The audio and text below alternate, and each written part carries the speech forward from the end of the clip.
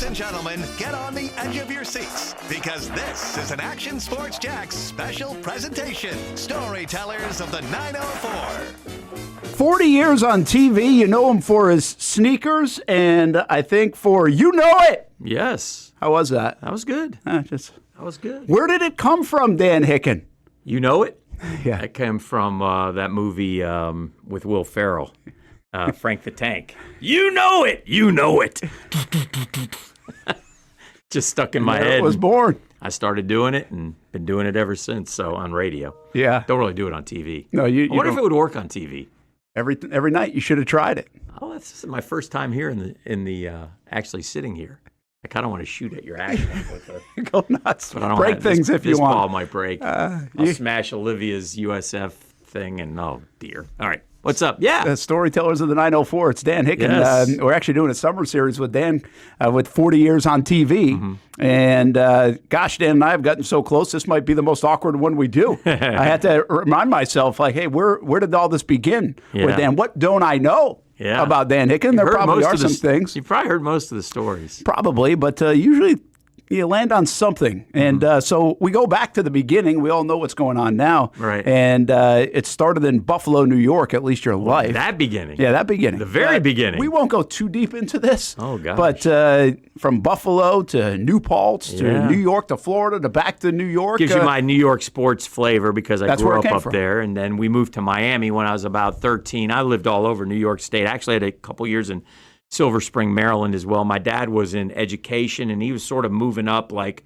principal. Then he was on then he became assistant superintendent, ultimately became a superintendent of schools. We ended up moving to Miami. He retired early and went to junior high and high school in Miami, which then led me to Florida. Dad said, son, have you thought about college? This is how we thought back in the 80s. I'm like, no. He goes, well, you're going. Where would you like to go? What do you think? You ever consider the University of Florida? Why? It's far enough away that you can be independent, yet it's close enough that you can get home if you need to. Okay. Applied, got accepted because back then, if you could give them a couple $100, you were in. Yeah. It wasn't hard to get into. And off I went with a few of my high school friends, and the rest is history. Yeah, well, before we get to that part, which we will, and the love affair with the Gators, yes. Like you liked New York, though. You were telling me even earlier, like you didn't really want to go. No, I didn't want to move down to Florida when I was 13. We decided the family was moving, and I wanted to stay up. I love New York. It was great. I had a lot of friends up there. I was in 8th grade. I was just starting to see what I could do in sports, which turned out to be not much. And so that worked out. And that's really what drove me into sportscasting was being in Miami and watching three guys. Funny story, Chuck Dowdle, who was an Atlanta legend for a lot of years, Tony Segreto, who lifetimer in Miami, and a guy named Lee Webb, who my first job, I show up at Channel 12, and the news anchor is Lee Webb. Oh, wow. I said, I grew up watching you doing sports. He had switched. He went to Boston and ended up shifting into news, come back to Florida. So he took a job in Jacksonville. Wow. It's great. So were you a rabid sports fan, though, as a kid, like we were? Rabid. I mean, like, first thing I remember, Brent, ever reading at the age of 5 was a box score.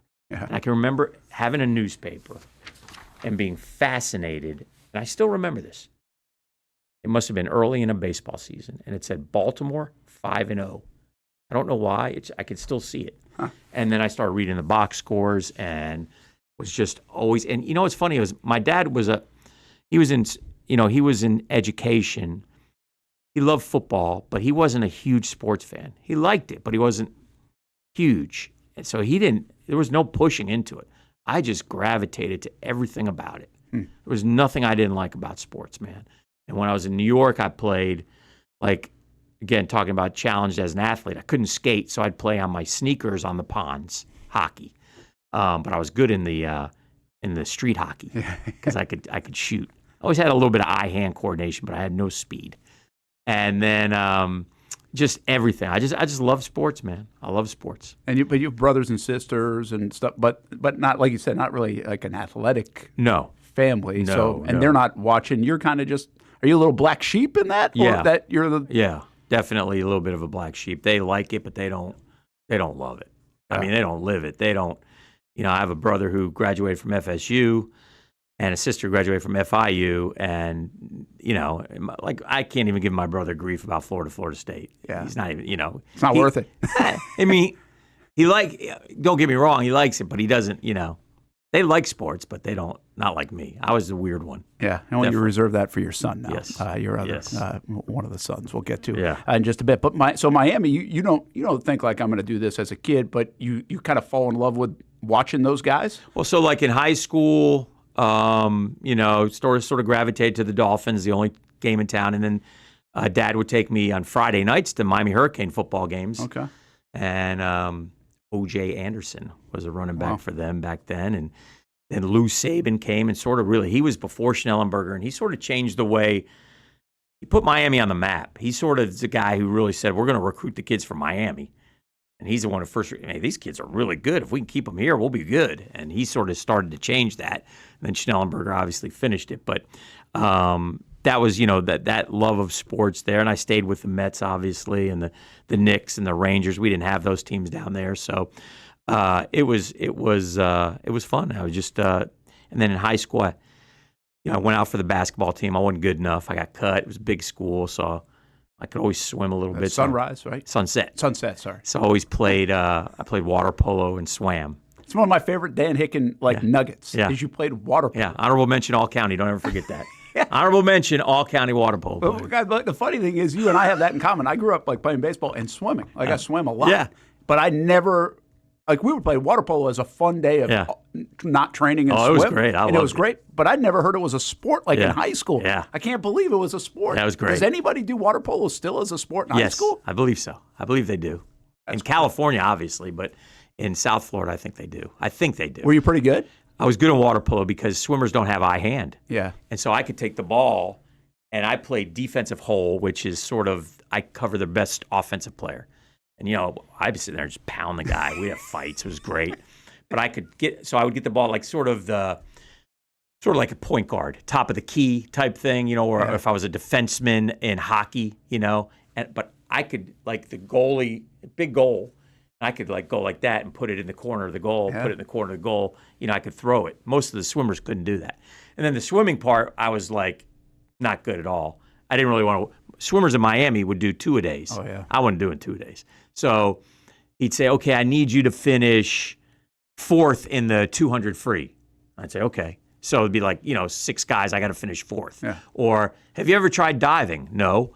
Well, I need a diver to get the points so we can win them. I said, okay. So that weekend, I taught myself to dive. Yeah. I told all the guys, just cheer wildly when I do them. So I went and dove. So stuff like that is what. But it was fun. I mean, and it kept me active, and I loved sports. And then I started writing for the student newspaper, and that's kind of how I got into covering the sports and watching those guys on TV. I said, I think I could do that.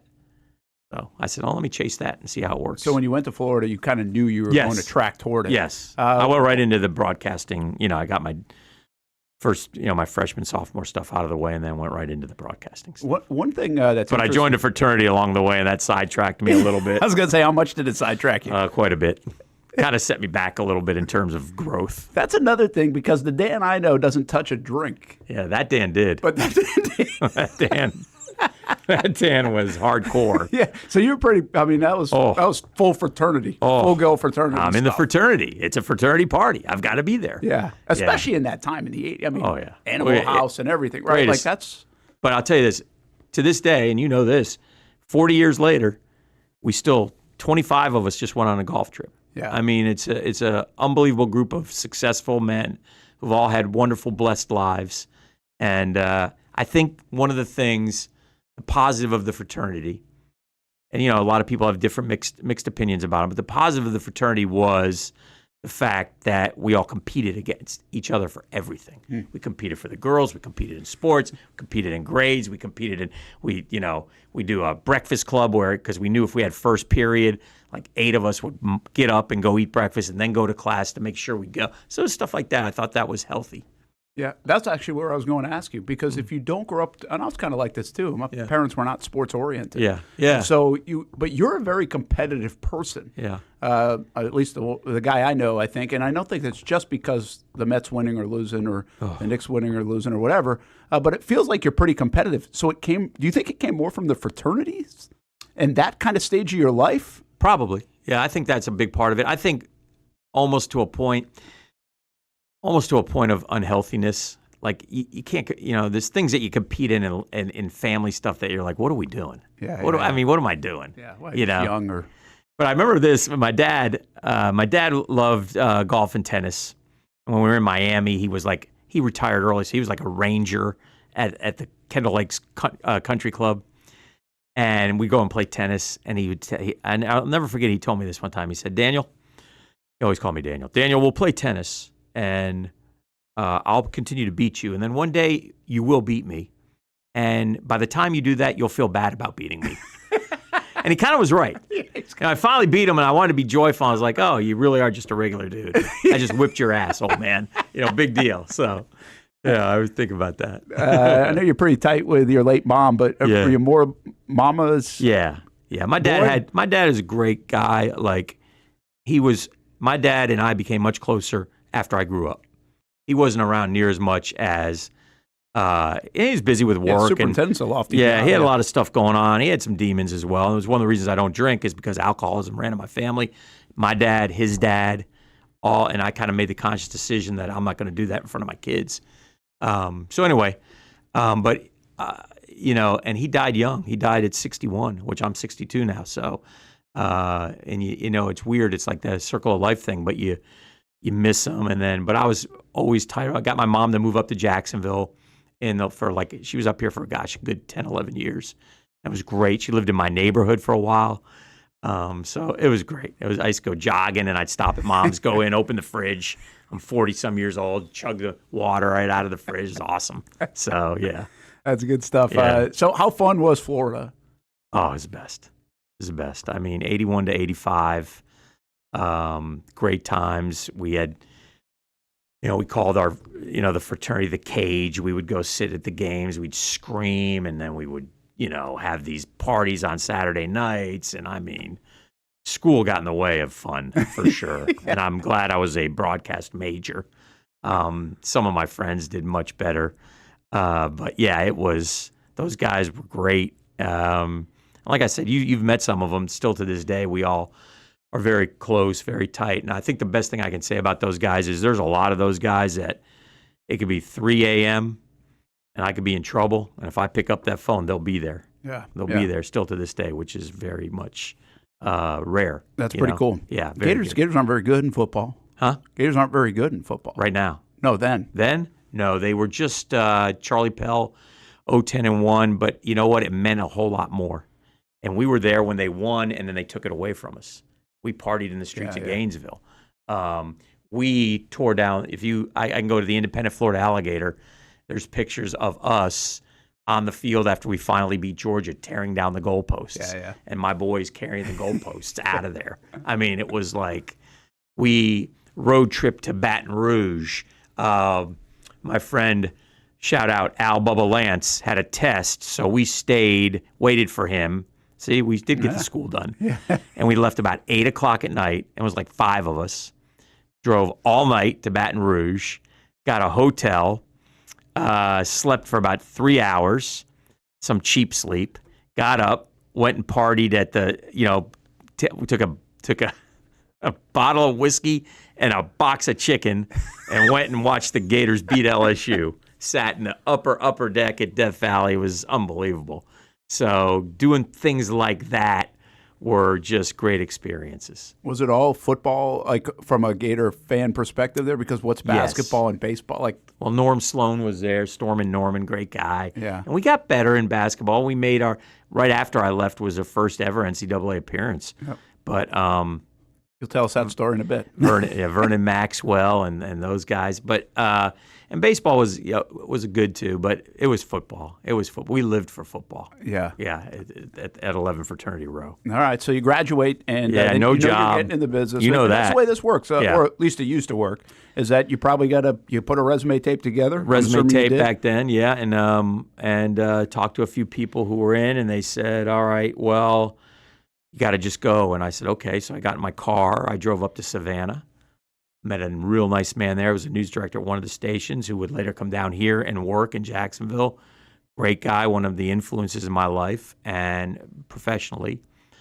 And drove through Jacksonville, bunch of different, almost was all but hired 2 places. One, was about to get a job in Yakima, Washington. Really? Yes. Way out. Way out. And I was going. I had to go. Because I had convinced Mom, without telling Dad, Mom and Dad were different. Mom, let me try this for a year. I didn't have any money. And so if you could help me, if I don't get something in a year, I'll give it up. I'll move on. And so she was all gung-ho. She was like, okay, chase your dream. We didn't tell Dad. Dad was the kind of guy who's like, I've had one pair of shoes for 20 years, and you've just bought this young Daniel these Converse sneakers, these Puma Clydes for $30. You know, so that was him, and so we didn't tell him that we were getting some help, and I picked up some side gigs, and again, the fraternity helped me a lot because when I came to Jacksonville, I had places to stay, and then I got roommates from my guys, and so everything was less expensive.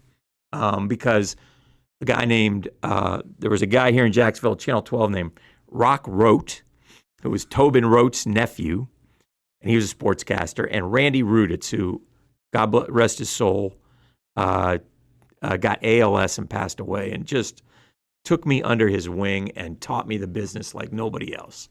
And that's one reason I've always felt like you got to try to pass it on. Oh, yeah. He had no reason to do it. He was great to me and showed me the way. And taught me how to write for TV, just a lot of stuff. And so they told me, yeah, you can work here, but we can't pay you. Well, that's the best offer I had because Yakima didn't work out. And then I was going to take a news job at TV 20 in Gainesville. Okay. At the last second, they gave it to somebody else. And again, both blessings. And then I was going to get a photog job at Channel 12. And they chose not to give it to me, which also was I would have done it, but then you know how hard it's hard to kind of maneuver your way back to what you want to do. So I ended up just doing the, just kind of working for free, and with Randy, and then Sam brought me in. Sam Kavares. At Channel 4 because based on the Jacksonville Bulls, and then the Bulls folded. So I had gone over to Channel 4. I had started there. The Bulls fold. The news director calls me and never looked up at me. Just said, "Hey, we're not gonna be able to hire you." So you'd already started. Yeah. I said, "Well, what do you mean?" And he goes, "Well, the Bulls fold. We have no money. There's no money there. We can't hire you." And didn't give a damn. And I was like, "Well," I said, "I did this, and I'm glad I did." I said, "Can I at least stay here?" This is how I remember it. Can I at least stay here for now and like work on my tape and help out? Yeah, no. Wouldn't give me time today. But that worked out. Yeah. So I kept working. And then Harmon Wages came to Jacksonville and he thought, he wanted to steal Sam's guy. So I was working for Sam. Sam would help me out. He'd buy me dinner, stuff like that. It was great to me. Great guy to work for.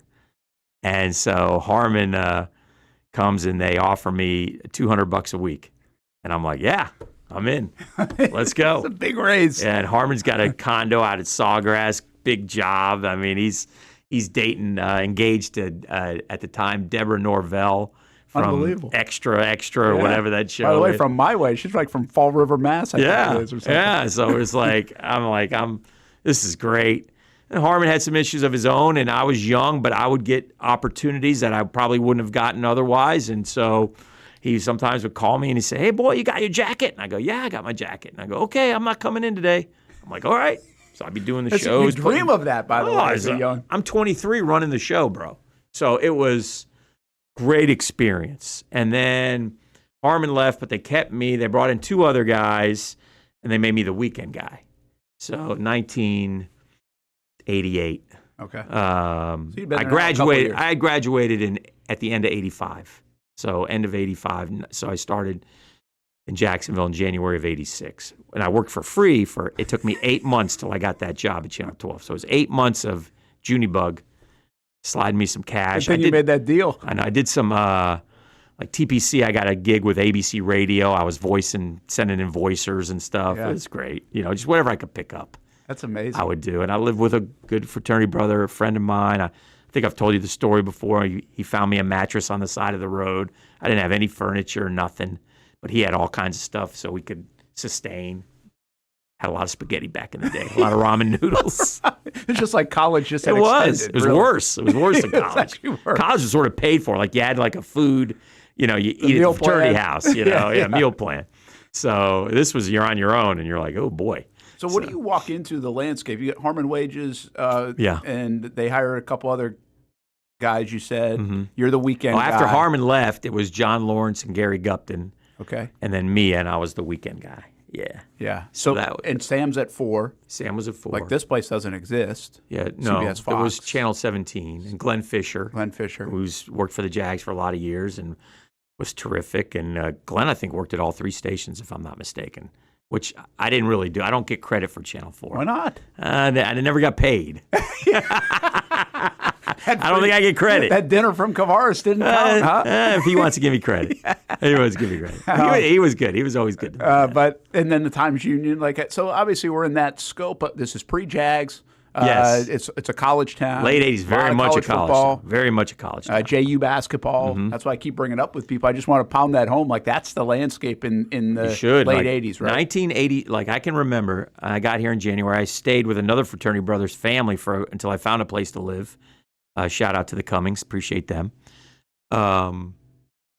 January of 86, JU played back-to-back Georgia Tech and North Carolina at the arena. Both sold out, huge crowds. Amazing. Bob Wenzel, Ronnie Murphy, Otis Smith, some great, it was great. It was a big was deal. Your first interview, you said. Yeah, right? Bob Wenzel was my first TV interview. First TV interview was Bob Wenzel. First live shot, you'll like this. So when I finally got hired on at Channel 12 as a producer, I wanted to get air cleared, so I kept working. They, no, you're not good enough. No, you're not good enough. Finally got on, and they said, all right, well, look, we gotta give you something for doing this, so we'll give you $25 for everything you do on the air. So I did something every day, man. I got a chance to make money. They're not going to say anything. It comes out of a different budget. I'm like, this is great. So I got them to let me anchor on Mondays and Fridays on the noon show because it was an hour long. And so, Brent, they would give me like 8 minutes for a sportscast. So you understand that. People watching this don't, but I would get literally 8 minutes for a sportscast. And I would be like, and I had free reign. So I started doing crazy crap. And they loved it. Like the Winter Olympics were here. So I still know I called Carol's Butcher Shop. You guys got a meat locker? Yeah. Can I do my show from in there? Sure. Who is this? So I dress up. I said, I need to get in the mood for the Winter Olympics. I was in this like freezing meat locker. And I was like doing some funny stuff. And I had some pre-pro done and all that, and I showed myself like skating or something. I can't remember. But I would do things like that on that show. And so they let me try things out and I would do things. But my first live shot, they say, come in today. It's a Friday. You've got, we're going to interview Hank Aaron. Hank Aaron, the Hammer? Yes. Wow. So that was my first live shot. Really? I wish I had it. God, I wish I had saved it. I don't know where it is, but yeah, Hank Aaron. And nice. He was super nice. That's awesome. And now there's so much that happened. Like Hank Aaron played here in Jacksonville, and did not have a great experience here in the Deep South in the 50s. But I didn't know any of that back then. He was just a Hammer, and I'm like talking to him. It was great. Yeah, this is a kid that loves sports. I'm Hank just like, Aaron. it's Hank Aaron. Hank Aaron.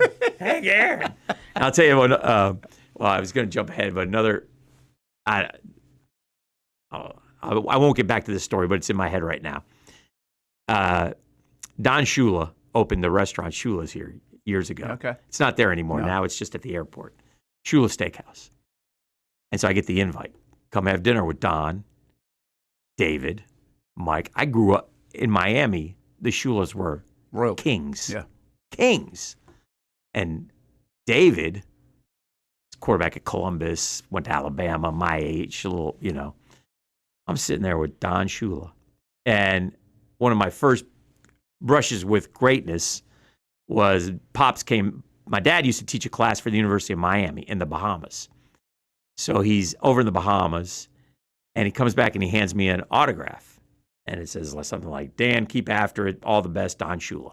I go, you didn't meet Don Shula. Yes, I did. No, you made this up. No. He was having beers. I sat down. He was, I talked to him for a little bit, and I got him to sign this. And so I'm telling Don Shula these stories, and I mean, he's heard 8 million of them. Yeah. But you got to understand, I grew up watching the Don Shula show with Chuck Dowdle, Monday nights. The Dolphins win. Greasy's wearing glasses. He's got little funny windshield wipers on his glasses, stuff like that. It was great stuff. So it was like full circle, but it was really, that was it was such a neat night to be with David and Mike and all the Shulas. So, and he was a good guy. Because sometimes you don't want to meet those people. I know. Tom Seaver was the one they always told me don't meet. And I never did. But he was my hero. He's my all-time hero. Yeah. But Tom, terrific. We never met. We were close to going to his winery, making the sojourn out. We went, me and my buddy, my Mets fan buddy, we were out in California. And we were about 50 miles away, and it was the year before he passed, and we ended up not going. We were going to go find a breakfast place, see if we could find him. Knock on his door. Yeah, it's probably better what if. Yeah. Yeah, maybe. It was Seaver, and it was Clyde Frazier. Those were the guys. Those were the guys. Growing up. Yeah. Go back to the TV landscape. Yeah. It's interesting. You're doing a lot of, I wouldn't say, I don't know, goofy things, but that's back in the day. I was watching. Goofy. That's when I wanted to grow up and be a sportscaster. But it was. Well, Sam had such a. Sam was the guy. Yeah, and he'd only been there for 4 or 5 years, but he was already like the tenured guy. And Channel 4 is huge. Yeah, they were a monster in ratings. So I'm not going to be like him. Yeah, and I'm not him. Yeah. That was back in the day when we do sports challenges and stuff, right? You do games against kids, but I did things like the Dan Hicken Celebrity Scoreboard. If I were doing baseball scores, we'd have a theme for the week. And we would do things like, Star Wars characters. And then we put somebody up there so we do stuff like that. So we did, it was always trying, and we got into the high school stuff. And I loved going back then to Wolfson Park. And, I think I told you there was a Captain Dynamite blew himself up. So I blew myself up on on the set one night. Just stuff like that. Our Florida-Georgia week, on a Friday night, I painted my face. I did gator, orange and blue, dog, red and black. And I started like this, right? And then I turned to like this, and so stuff, just different kinds of things that people would hopefully remember. And I just kind of wanted maybe if I could make somebody laugh, look at the idiot. I got into the songs way back when. Is that when you got in the songs? Channel 12, the first song I ever did, and I'm a horrible singer. And see, it's so funny because Sam's a good singer. Sam sang the national anthem at I'm a terrible singer, but, I could write. I hear the tune in my head and I can put sports. So, Billy Joel, We Didn't Start the Fire, where it has all those rhyming words, and I did it all on college football. College football's coming, instead of We Didn't Start the Fire. And so I had the other two guys sort of as backups. It was fun. So I think that was the first one that I ever did, I remember. Did you think was it starting to catch on? What's that? All the goofiness. All the different I don't stuff. know. You'd have to, I lasted 40 years, so I guess to a point. Did you feel it that people were noticing? Because again, I don't know where Channel 12 is in that landscape, but people are watching TV. TV's back big, then it was right? a bigger deal too. So you go in the grocery store and be like, hey, I saw the song. Were they already doing that? Yeah. It takes a few years, by the way, usually in any market. For sure. But obviously you're doing some memorable things. Well, and plus you got to remember, so I was a weekend guy, and I did Hicks Weekend Warriors, and I would come in Saturday morning, and I'd grab the photog, and he'd be mad, and be 9 a.m. And you were hustling, though. Oh, yeah. We go to 5 or 6 different things, and I just do 15-second VOs, and I call the Hicks Weekend Warriors. And on Saturday, because I was the weekend guy, but I worked till midnight, but it doesn't matter. Whatever. It's your job. And so I would show, this on the south side, this on the west side, dart tournament on the, whatever it was. Yeah. And I would go and get 4 or 5 different things. And that's, stuff like that is what I did to be a little bit different. Because Sam was Sam. He was his way. He was more the authoritative. I'm the voice. I'll tell you what, I had to do something to be different. So that's what I did. Why'd you start the sneakers? And did it start right away? It's a great question. I don't know. I don't know why. I just know that they were comfortable and I didn't care. You can tell this, Brent. I've never really been much into the dress. So it doesn't matter to me. So I haven't worn makeup I tell this to Ping all the time. He's our buddy in L.A. He's a sportscaster, and he has someone put makeup on him. And I go, I haven't worn makeup in not once since I've been here. No. Even before that at Channel 12 for years. And I'm old. So sometimes I look and I go, oh, boy, look at that. Probably could use some. But I don't know. But I wore the sneakers, and that was the 80s. I always remember this. It was Bob Costas. It was TPC week. Bob Costas used to do Coast to Coast with Costas on Sunday nights. It was a radio show. It's a good radio show, 2 or 3 hours. He was in Jacksonville, TPC. I knew he had to be staying at the Marriott. I was out there doing my show live. I called his room. I said, Mr. Costas. By the way, I had an interaction with Bob Costas years later. You can ask me about that. I will. I said, Mr. Costas, Dan Hicken, you don't know me. I'm just a weekend guy in Jacksonville, but I'm doing my sportscast right down here in the lobby. And if you're still up, it was a late show. Would you mind coming down and doing it with me? I'd love to. I'll be right down. Comes down. We're sitting there. I'm in a suit and coat and tie. And I got to tell you, man, I was sky high. I was a young sportscaster, but I could play off him. He was so good. And He's one a of the smart first, guy. God. And he'd follow my lead. And just we had a great back and forth. And I was like, God, this is great. And I got done. And he goes, I just want to tell your viewers here, Dan, you're a young guy, Natalie attired, but feeling comfortable too. And he lifted these up. And he showed my sneakers. I said, well, we got to be comfortable, right, Bob? And so that was, that was probably like 88, 89. So that's how long I've been wearing them. That's amazing. And it's funny because even here to this day, every now and then, somebody will send an email to the station and go, why is Dan wearing sneakers? Yeah, we get Dan emails. Yeah. Not just about sneakers, that or yelling. Yeah. But have you always got that? Like either people like it or they don't, right? Yeah. Because some people just want it straight. Yeah. Well, one thing you learn, and and we all know in this business, you can't make everybody happy. No. You want to. Yeah. You're the nicest guy in the world, so you want everybody to be happy, but you just can't. There's going to be people that just don't like you, and there's not a damn thing you can do about it. Hey, let's go fast forward this thing to really, I'm assuming it's your biggest break. Yeah. Is getting the team. Oh, yeah. Biggest story. I think you've biggest said story that. ever was when we got the Jaguars. And 100%. Again, you just told some good stories that you've had and some pretty good gets and other things. But at that time, what do you remember about that time? And then you can take us through a little bit of actually the day that you I was very skeptical. Were you? Yeah. Very skeptical of us getting the team. Now, Rick Catlett was involved and David Selden was involved and got to know him and got to know these guys. And they had a good story. But we were missing things. We didn't have the right pieces to the puzzle. Wayne Weaver was what got this franchise. We always called him the White Knight. They needed the money man. And his brother, Ron, was part of the group. They had all the right pieces, but they didn't have the guy. And then they got Wayne, and Wayne was in. And that helped. And then we went and we we're chasing this story. The only Emmy I ever won was on the Touchdown Jacksonville. I did a story on it. Touchdown Jacksonville Fact or Fiction, I think, was a series that I did. And so that was kind of cool. But we finally get to the decision time, and you remember the finalists were St. Louis and Memphis and Baltimore and us and Charlotte. And it's decision time. Two cities are getting franchises.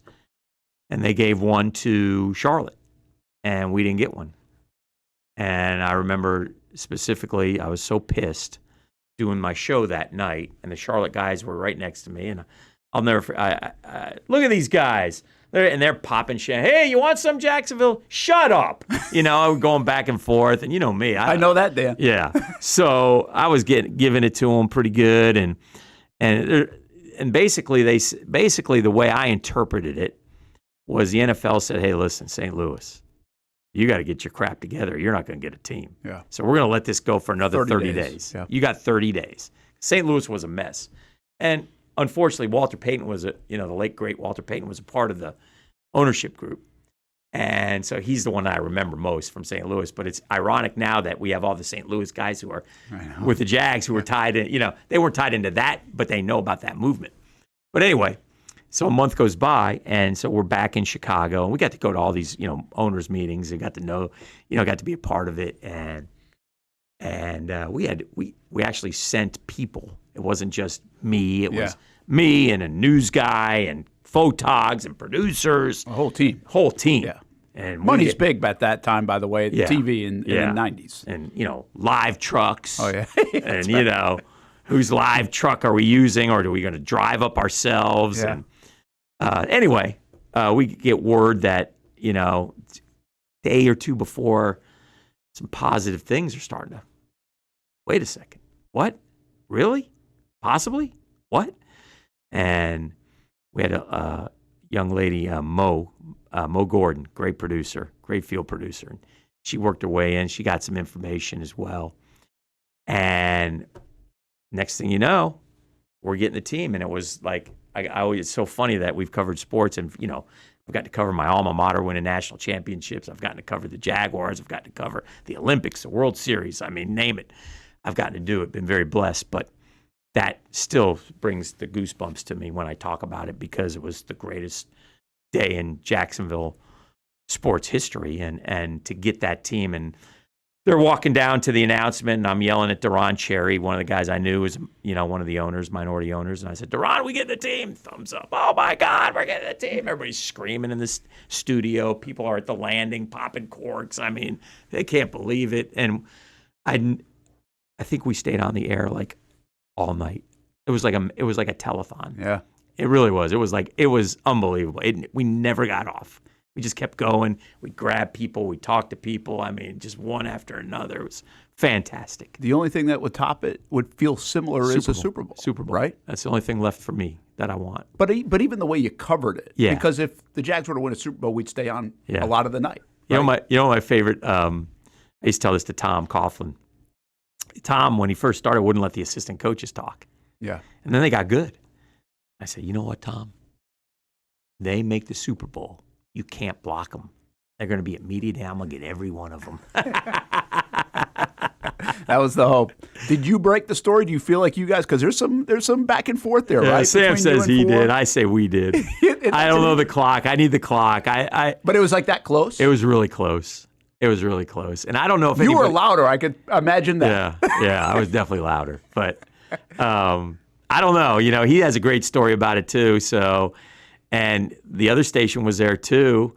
But I don't know. Well, and the newspaper can't beat you on that. Right. It's weird now because, nobody, I don't think people care as much because it hits the internet, social media and stuff as far as breaking stories. But back then, breaking stories was a big deal. Big deal. Big deal. So I still claim we did it. So I know he claims he did it. Everybody can claim it? We got it. We got you.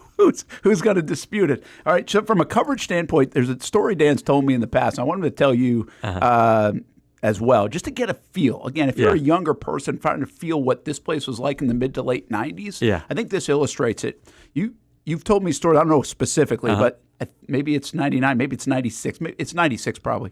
But you got Florida and Florida State. Oh, yeah. And the Jags, good. Yeah. But again, it's not an NFL town yet. Yeah. Now, if the Jags, Florida State are good, it's the Jags. Yeah. And then we'll get everybody later. Yeah. But at that point, there's still Florida and Florida State are huge, specifically Florida. Yeah. But they're really good on the national landscape, Yeah. national championship. That was my 96 was my record days in a row of because of work, and it was in the 50s for sure. And think about that for a second. That's a lot of days. Yeah. But we got into December, and the Jags had started that winning streak. Remember, they were, 3-7, and they ended 9-7, or I believe that's correct. And then the Gators and the Noles were both good, and they were headed for a collision course. And we literally would go from, I don't have the time structure in my head, but I can remember going from New Orleans to Denver or vice versa. I mean, it was crazy, man. And Jaguar shows every night, and because we were the official station, and yet we were going to cover the Gators, right? And so it was just every night, man. Every day we went. It would be like, I mean, we've done some like that, and you've, I'm sure, done runs like that. But it was great. It was taxing. It was hard. Problem with TV is you get done at the end of the 57 days, and they say, you think, okay, well, take 3 weeks off. It doesn't work. You get a day off, and then you're right back at it. Because that's the problem with TV. 3 people in your department. Yeah, but that, and I've always told this in Jacksonville. Jacksonville's become a Jaguar town. And I remember when Shad bought the team, I told him, I said, Shad, if you guys win, this town will explode for you. They're ready. And that was now, 12 years ago? Yeah, 13, yeah. 13. I said, Shad, they're ready to win.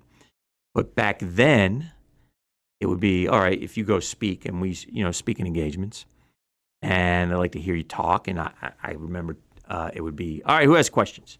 Gators, Noles, Gators, Noles, Jags. Gators, Noles, Gators, Jags.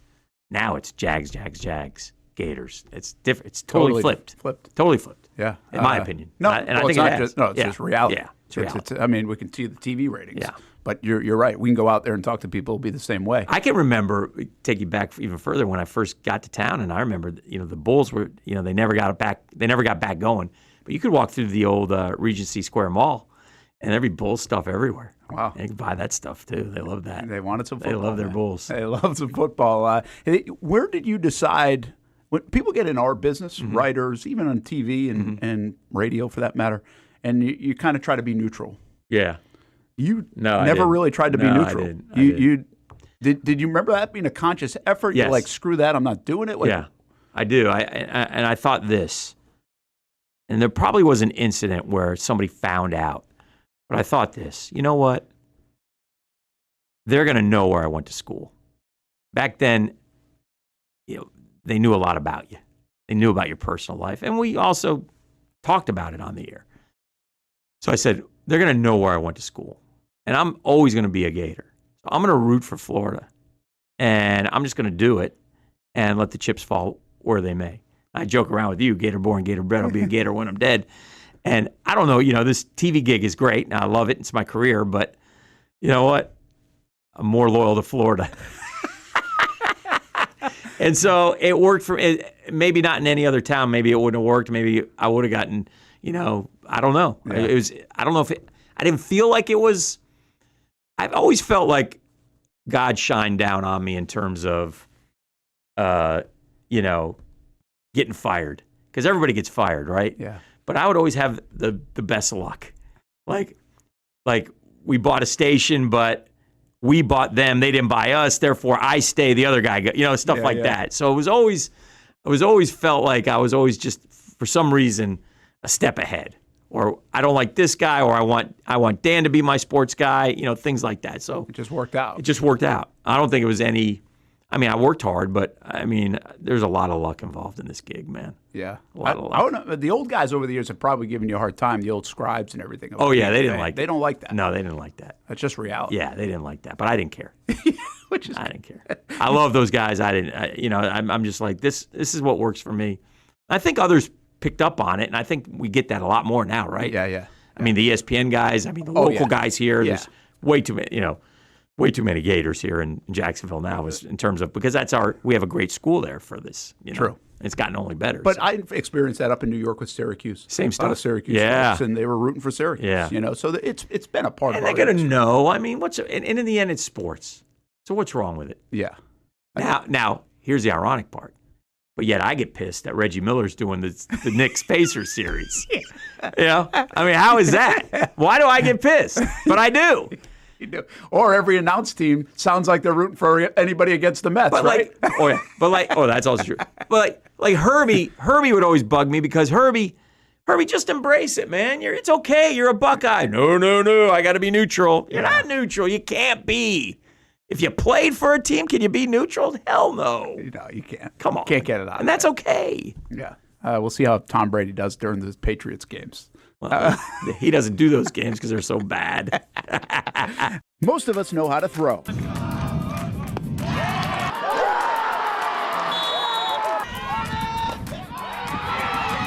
But you need to know what to throw. I'm not talking about footballs, baseballs, softballs. We're talking about those items you need to recycle. Republic Services explains it easy. Recycling simplified. 1. Know what to throw.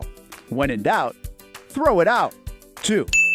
Empty, clean, and dry those materials. It takes an extra minute, but it makes a big difference. And 3. Don't bag it. This makes the recycling process faster and more efficient.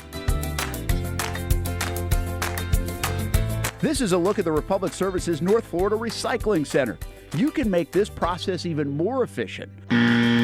By utilizing those 3 steps, Republic Services can help you become a better recycler in your home. Learn more at recyclingsimplified.com. I've been telling you about CGC Water Treatment and Plumbing for a long time now. Their drinking water systems remove up to 99% of contaminants. We've had a Connecticut water softener and drinking water system in our home for more than 7 years. You can see the difference whether you're washing clothes, the dishes, or what I like to do most, fill this up for some coffee every morning, and mostly all day. Remember, if you're not filtering your water, you are the filter. Don't be the filter. Right now, you can get a free Connecticut reverse osmosis system with a purchase of a Connecticut Premier Softener. The experts at CGC Water Treatment and Plumbing will test your water for free and determine your water score. Don't know your water score? CGC will find out and recommend the appropriate Connecticut water treatment solutions so you can improve it. Call 904-552-1242 or visit cgcwater.com. Ask about our 90-day love it or leave it guarantee. CGC Water Treatment and Plumbing, an authorized independent Connecticut dealer. Florida license number CFC 1432579. When it's time to get a new car for anyone in your family, just remember, nobody but Nimnick, the #1 Buick GMC dealer in Jacksonville. Get the latest price breaks on 2023 and 2024 models or the newest 2025 vehicles in the showroom on Phillips Highway or shop online at nimnickbuickgmc.com 24 hours a day. GMC Sierras, Yukons, and the redesigned Acadias, or get the all-new redesigned line with Buicks. It's nobody but Nimnick, and part of the reason why is this is a first-class buying experience here at Nimnick Buick GMC. You're not just a customer, you're a friend. This is about getting a vehicle that best fits you and getting you on the road, and also helping you and your family down the road. Nimnick has a treating you right guarantee, courtesy, respect, fairness. And most Buicks, GMCs, and Jacksonville's only Car Bravo dealer, nobody but Nimnick. Who has put in the most years and stands behind a better experience? Nobody but Nimnick. GMC. We are professional grade.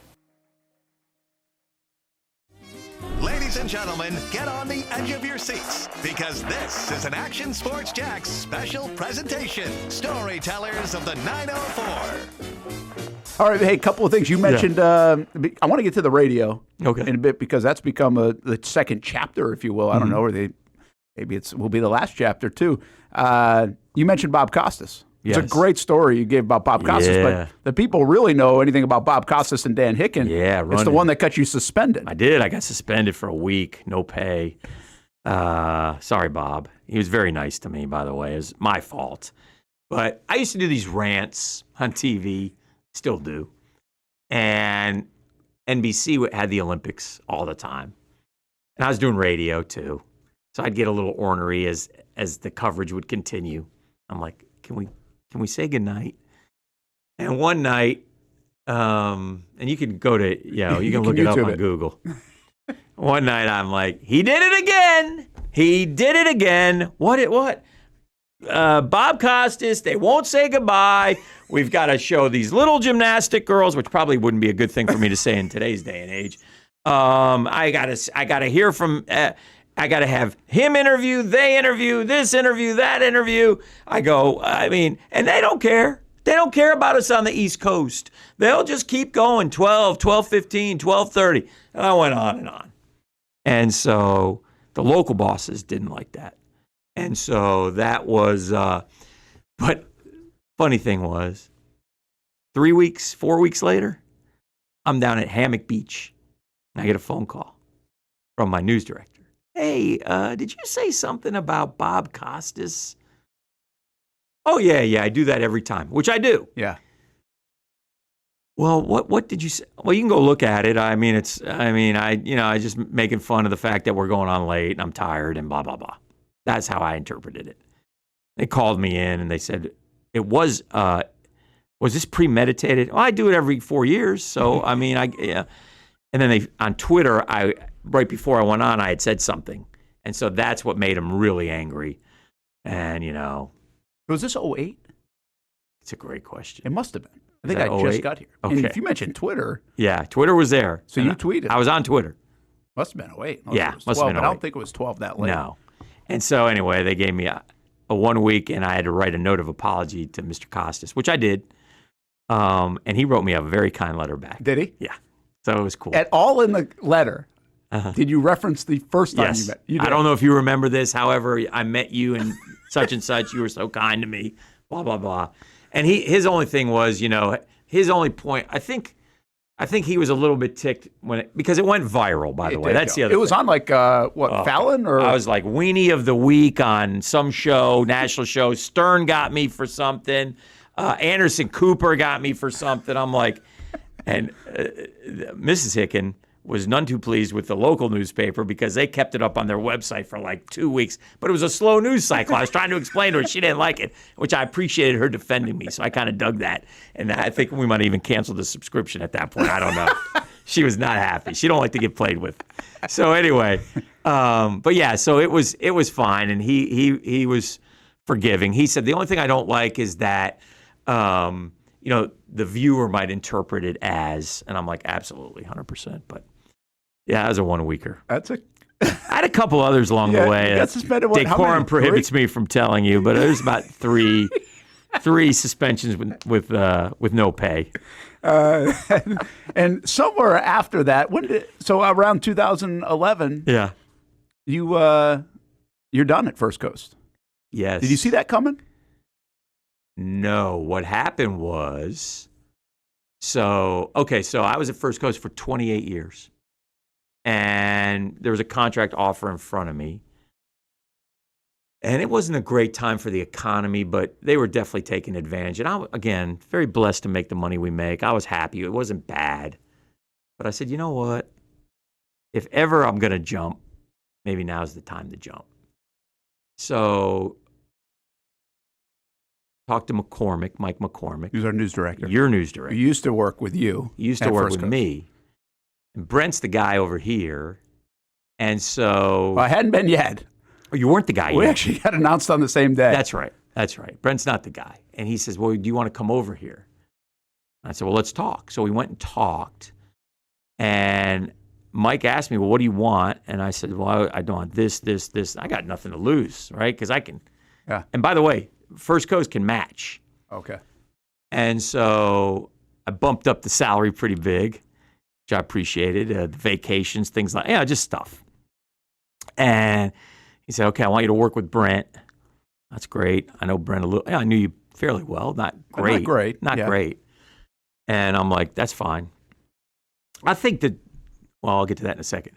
Anyway, the news director from Channel 12 comes and says, we want you to stay. Do you want to stay? And I said, no. I said, I think we should shake hands, hug, say goodbye.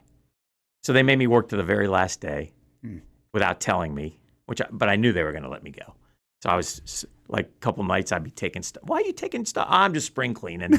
But I knew I was done. I'm 28 years. I got a lot of stuff. And so, and so it worked out. And then I came over here. And I will tell you this, in our industry, and you probably had a little trepidation about me coming over. Oh, yeah. I'll tell you a little backstory on that, just to Yeah. share in full disclosure. Yeah. Is Mike, he had mentioned your name, Yeah. but like days before, Yeah. he was like, yeah, this isn't happening. Now, what I later found out is that's a news director fib. Yeah. Dan Yeah. had been coming for like 2 months. Yeah.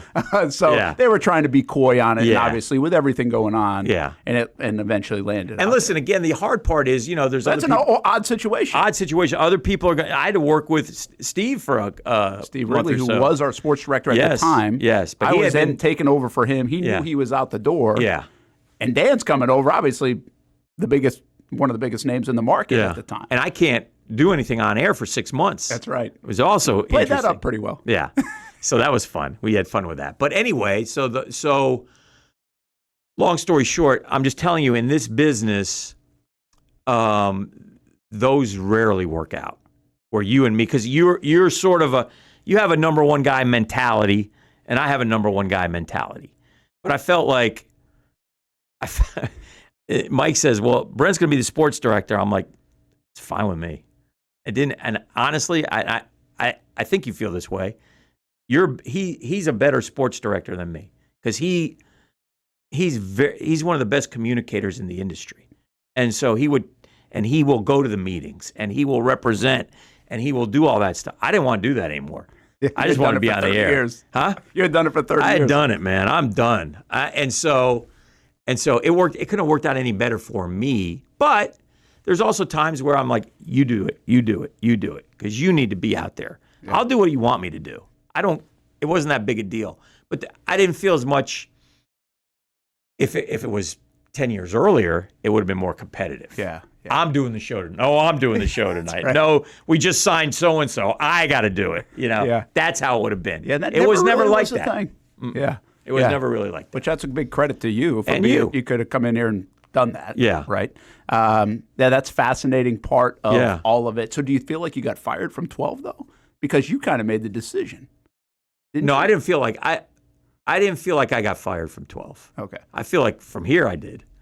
I got cut here, but and I don't even know if people know that. Really. Like, because I'm still on the air. Yeah. But I mean, but on a part-time basis. Part-time basis. But again, radio, and I'm fine. So, and it actually might be the best gig. It's tremendous. Yeah. I'm very grateful to everyone here for allowing me to do my thing. So, but no, I didn't feel like I got fired from that one. No, I feel like that was like a great time to part ways. And oh boy, even if you stay at one place in our industry, you have a news director and a general manager, and eventually you're going to get one who doesn't like you.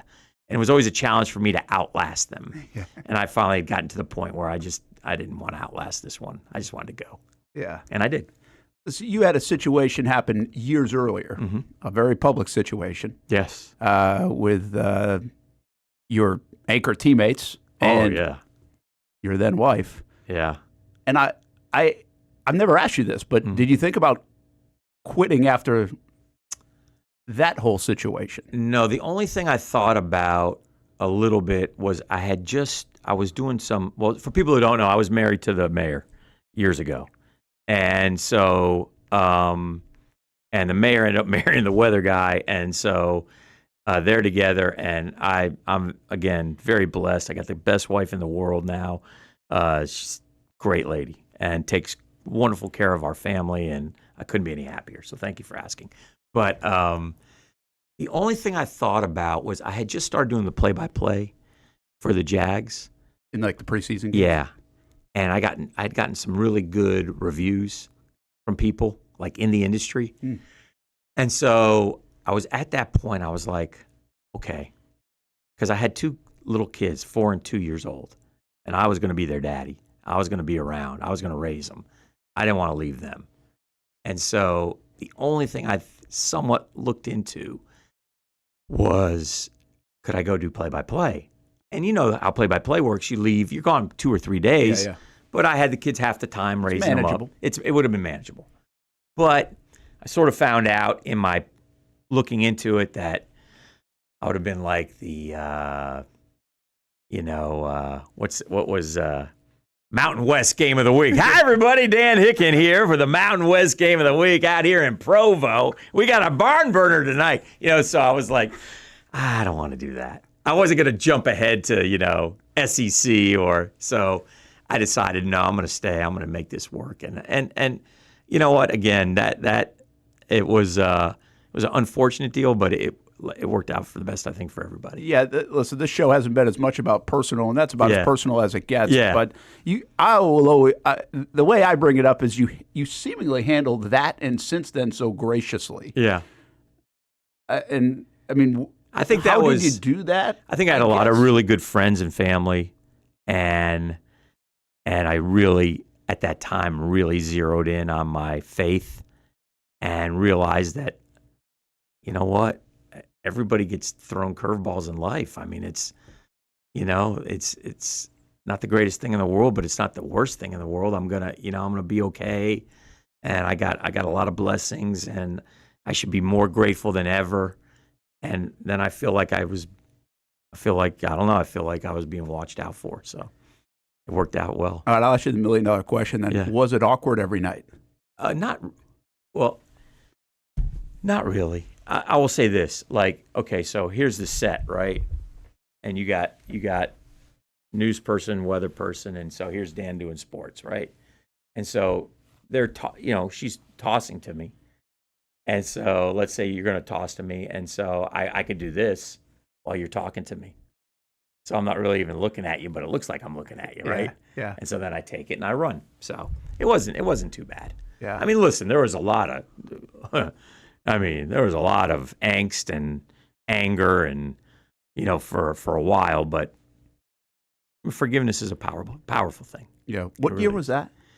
That would have been, let's see, 96. 96. Was that far back? Yeah. It's amazing, too. And I felt worse for the people who worked at Channel 12 because, and many have told me, like the behind the scenes, photographer. Brent, you work at Channel 12? Let me ask you a question. And everybody knew what the question was. Yeah. And they had to answer it over and over and over. And some 25, 30 years later, some are still answering the question. That's amazing.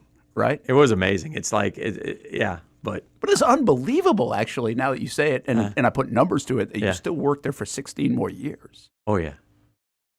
That's a crazy – and everybody that came in town, including Brent in 2008, you get told the story. Yeah. Oh, yeah. They'll get you – yeah. Guess what? These two and they – I mean, I think I had some feelings for you right then, like this is amazing that you can stand there. Well, but it was it would have been a good Hollywood movie. It would have. But as you said, who would have played me? Did I get Clooney? Do I get Clooney? It turned out to be a blessing. It really was. I mean, like I said, my wife today is 23 years I've been married.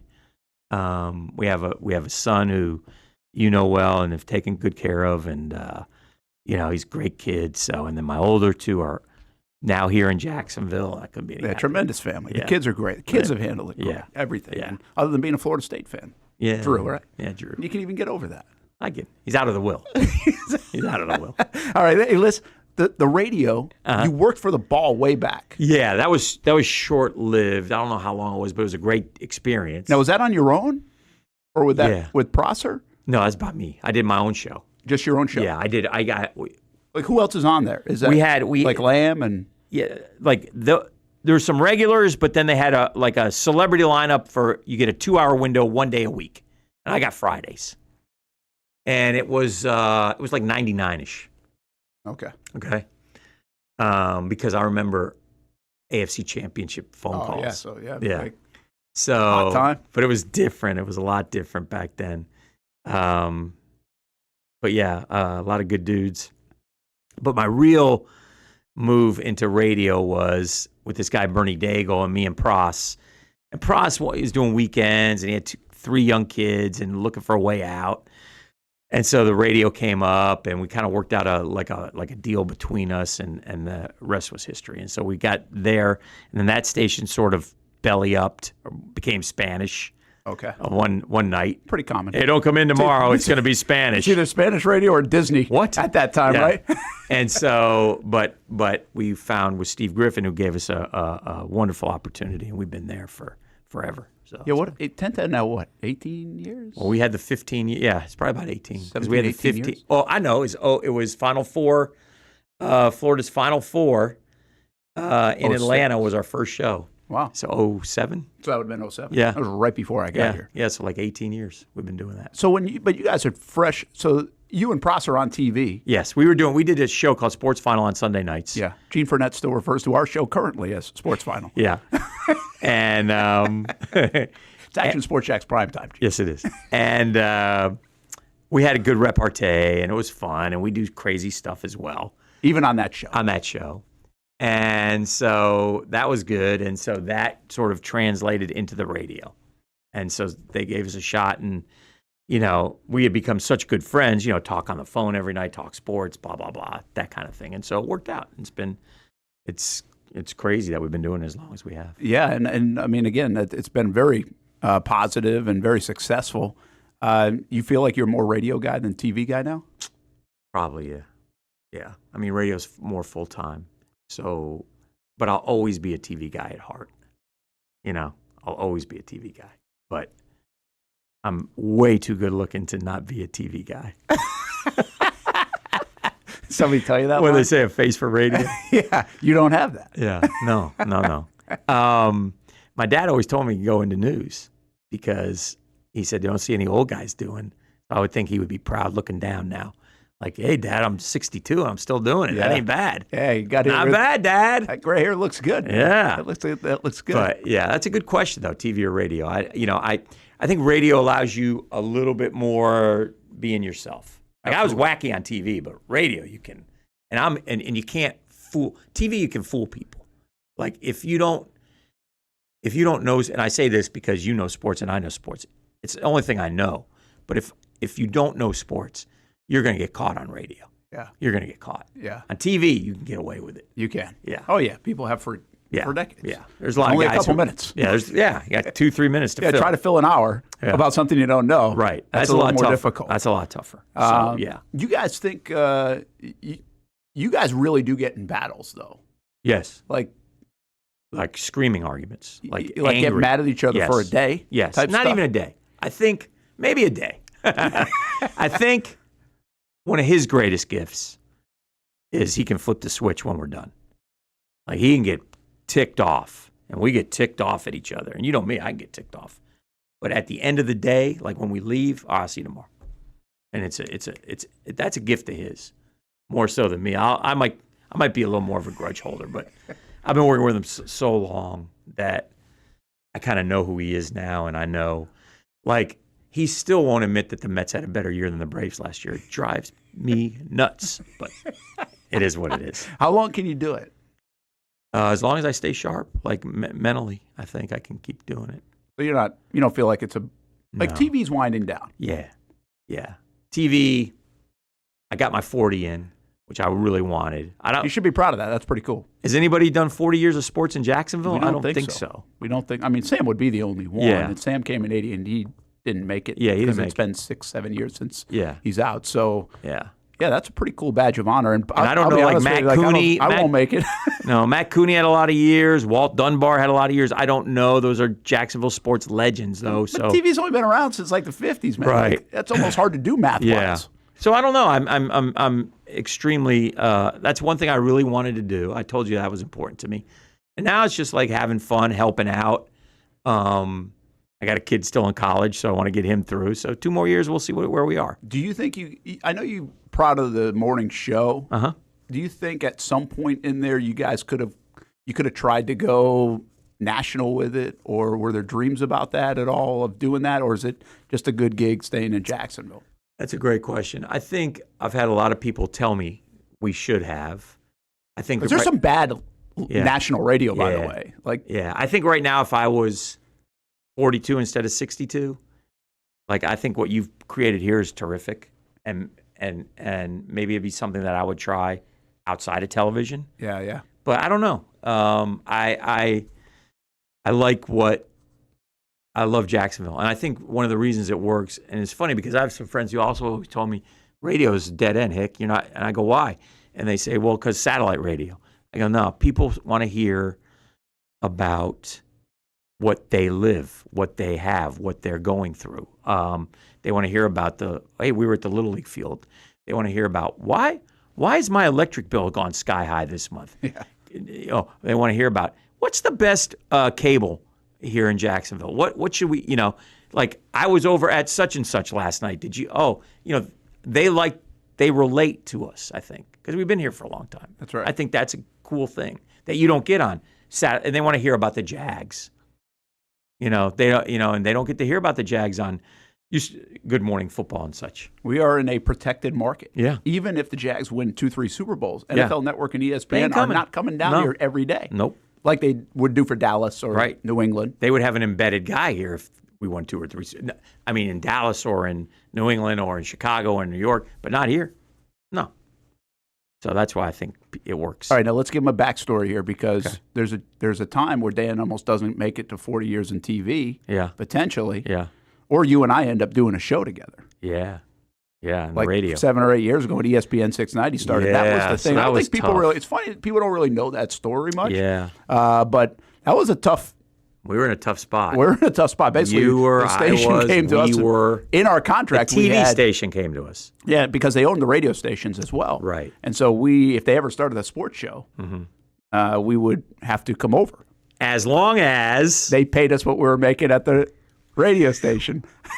so It turns out Dan was making pretty good money over there at 1010. Brent wasn't. yeah.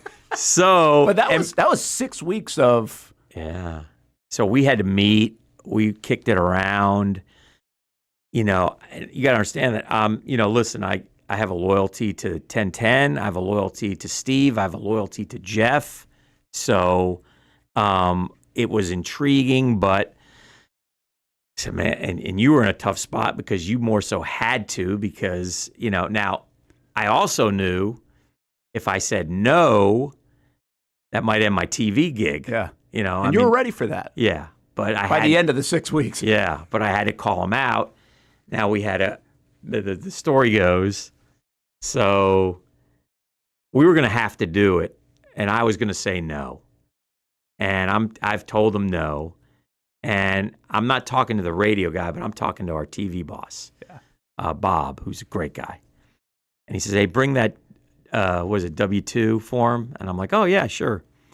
And I finally remembered it, and I put it in my pocket. And I walk it up to him, and I hand it to him, and he goes, "Oh, you're not working here." Which, by the way, in a way, might have also hastened my departure from TV anyway, because when the cuts came, well, that guy's making a nice living here, so. Yeah, and now they know. I always told you, never let TV and radio worlds collide. They did that and day. They collided. They did in that stretch. They did. And we had a lot of heart-to-hearts, and it was good, and we could have done it, and it would have been fine, would have been great, and but it wasn't right for me to do that. Yeah, that wouldn't. I know you felt bad about it too, but you really had no choice.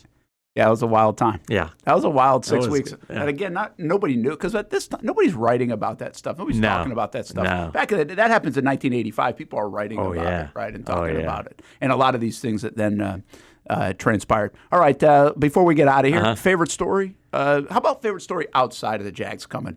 Because I know that's your favorite story. But did you? I mean, you once ran the Gate River Run and cheated. I did. I cheated to win the Gate River Run.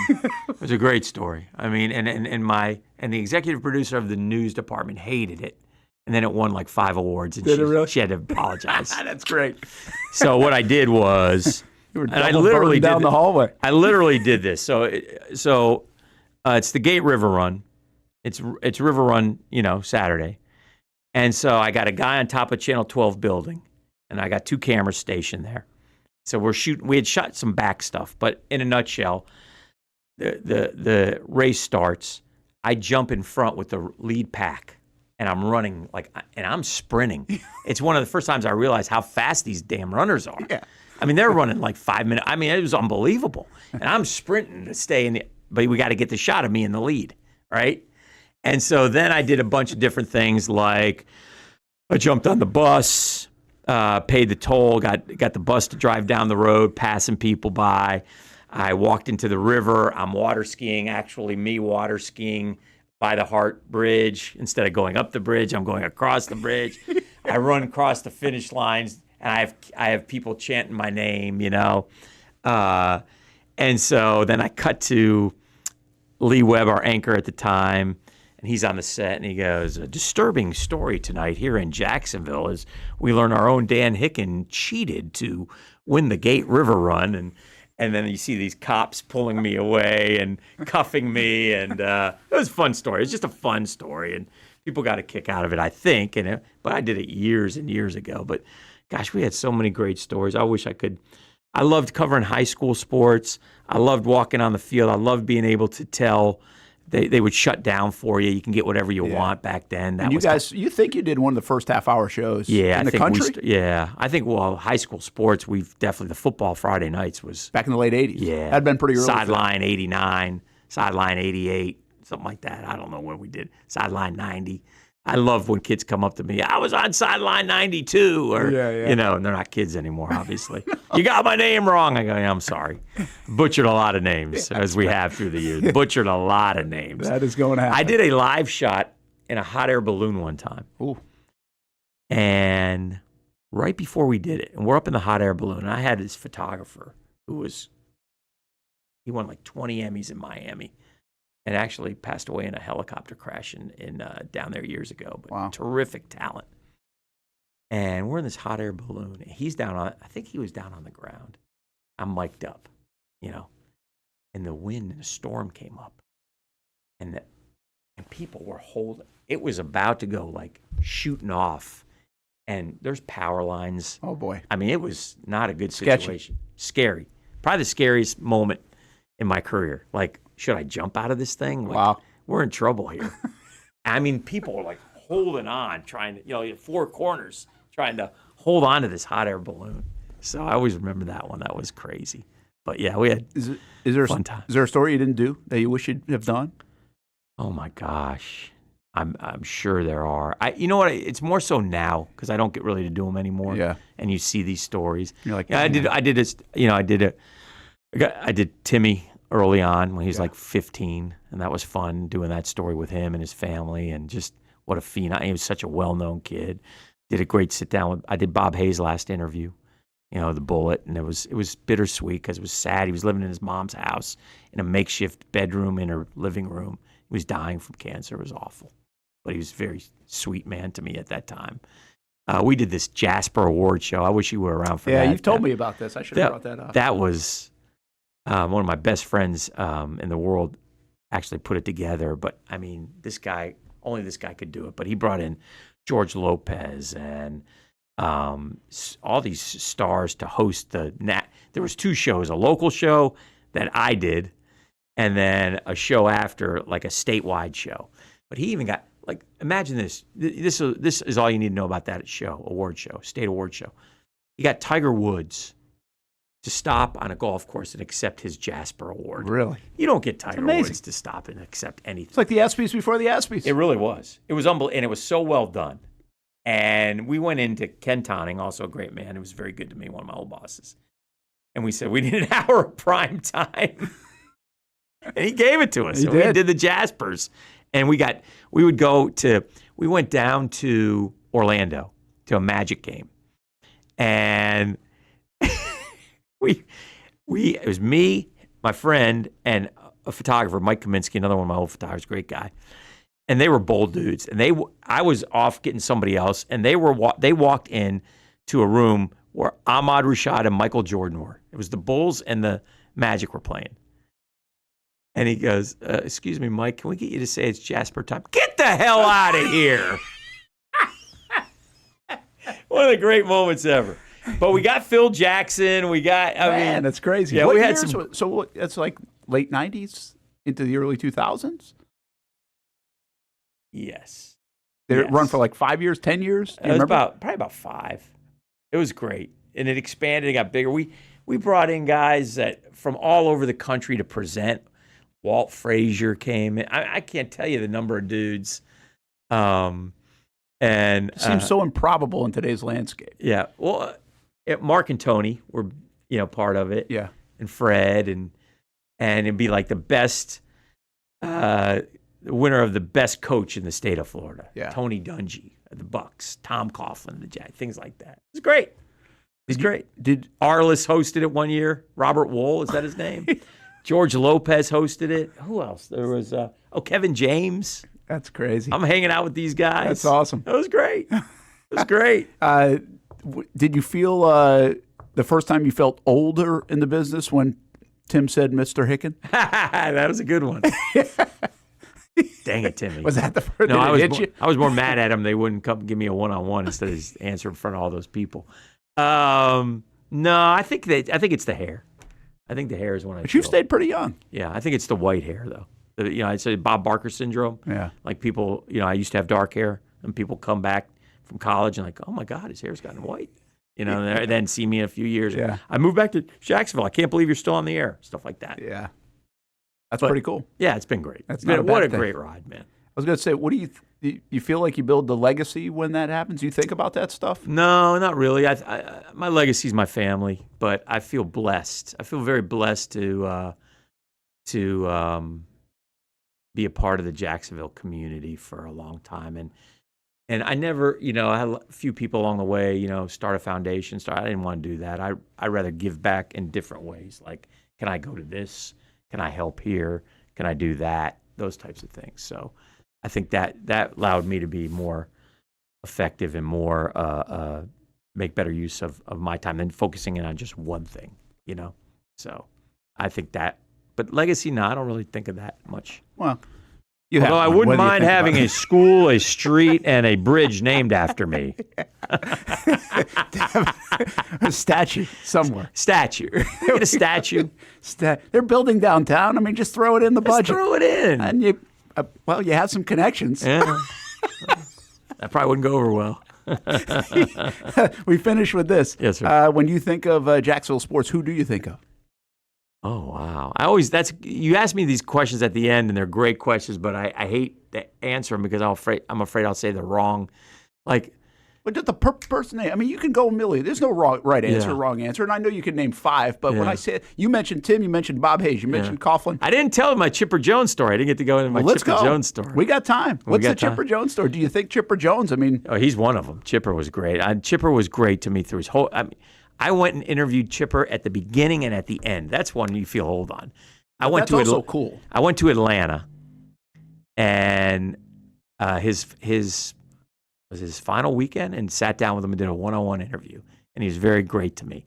He also, when he was in high school, he got in a fight with one of his teammates, and he broke his hand. So you broke that story? And I broke that story. And, I might not have broken it today. But back then I was a young, hungry guy, and I was like, I'm a journalist. I got to do this. And his dad called me, and I said, they were worried because the draft was coming up, and he was going to be one of the top picks. They were worried if this got out, it would affect him. I always teased him through the years whenever I would run into him. Chipper, by me telling that story, everybody thought you how much you wanted to win, how much you cared. I said, it got you the number 1 pick. That and the fact that the Braves didn't want Todd Van Poppel or couldn't work it out with him. So anyway, but I went to, so that was a little dicey time with Chipper and his pops and Coach Suriano. Appreciate him. And then I went to Macon when he was in the minors and hung out with him there for a little bit. And so that was fun. So I kind of followed him throughout his career. And even though he was a Met killer, of course, such a Met killer. Yeah, that's pretty neat. I think one of his kids' names, his middle names is Shea, after Shea Stadium. Right. I think I'm it not is. Mistaken. So, well, speaking of, how high on the Daniel Murphy NLCS is that in your sports fandom? You saw it. I saw it. You saw it. We should show the videos. What would you say? I probably should insert the videos right now. What would you say? You saw it. Yeah, but you're a big sports fan for a lot. We've seen you go kind of nuts on a lot of different things. Well, every Saturday with Florida and Sunday with the Jags, although it's more subdued with them. But seriously, I know you know Daniel very well. Mercer, great guy. He's a Jacksonville guy. Yeah. That was a cool run. Yeah. But, I mean, you've also seen a ton of sports. Is it really like top or close to top? Oh, yeah. I'd say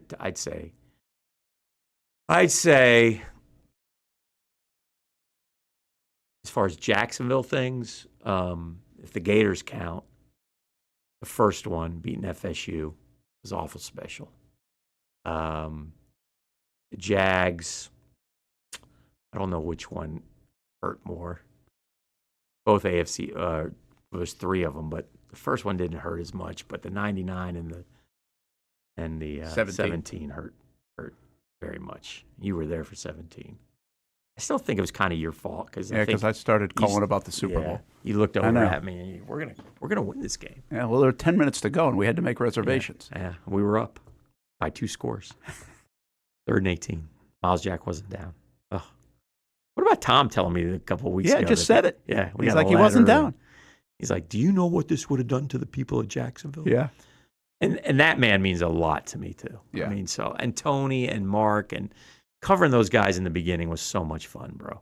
And because if they were going to the bathroom, we were breaking news. I mean, it was like it was that big a deal. Everything. The coin flip for the first pick. I think I was there. I think I sat live with Tom.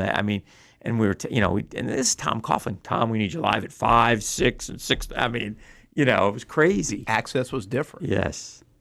So it was fun. But that team means so much to our community, and I just hope that the new group can get them over the hump because that would be awesome. All right, so we asked this one to end, and we'll pull it back if you're right. Yeah. When will they win a Super Bowl? Let's hope.